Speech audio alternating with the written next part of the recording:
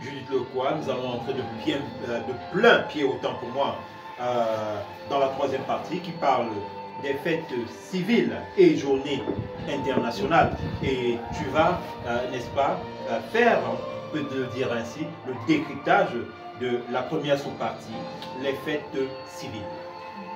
Merci Léonard pour la parole donnée. Avant de passer au vif du sujet, je vais d'abord adresser toutes mes félicitations à Papa Claude Olivier Adiaba pour ce magnifique chef-d'œuvre qu'il a bien voulu mettre à notre disposition pour édifier la multitude. Papa Claude Olivier Adiaba, en tant qu'enseignant chevronné, en tant qu'homme de terrain, a pensé à toutes les couches sociales dans son ouvrage. C'est ainsi donc que, à la première sous-partie de la troisième partie, il a pensé aux jeunes. Cette partie déjà, cette sous-partie compte 12 pages et va de la page 220 à la page 232. Concernant donc les thèmes développés, Papa Claude Olivier Adiaba a adressé d'abord un message fort interpellateur à la jeunesse à l'occasion de la 57e édition de la fête de la jeunesse, où il invitait les jeunes à être responsables, à adopter des comportements nobles, parce qu'ils sont le fer de lance de la nation.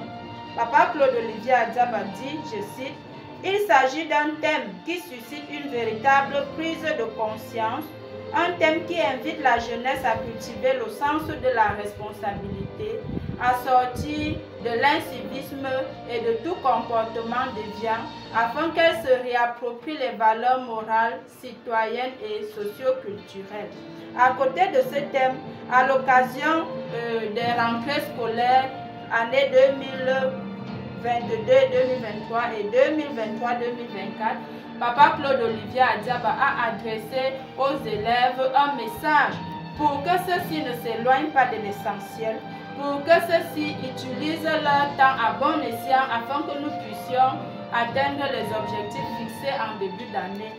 C'est ainsi qu'il invite les élèves, je cite, « Les élèves doivent utiliser positivement les nouvelles technologies de l'information et de la communication au lieu de perdre leur temps à passer des nuits blanches dans des divertissements obscènes. » À côté de ce thème, donc, Papa Claude Olivier Adiaba, pour clôturer cette partie, a adressé également un message à l'occasion de la 51e édition de la Fête nationale de l'unité, où il invitait donc les uns et les autres à enterrer la hache de guerre, parce que dans la guerre, nous ne pouvons pas construire notre pays.